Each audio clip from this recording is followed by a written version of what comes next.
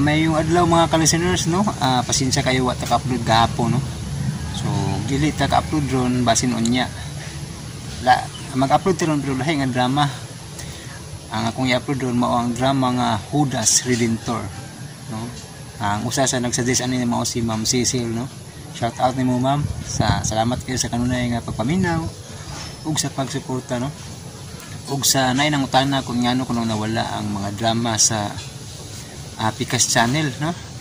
Akong ibalik kon pagsulti nga nasuspended mong gutong akong channel nga kinahanglan nga ako sang itago ang mga drama, no?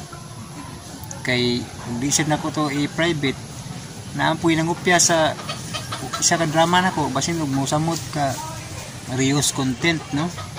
Kay gikopya man niya gaho ang trabaho. So, pasensya kayo sa mga nagsunod sa Pikas channel nga wala ang mga drama.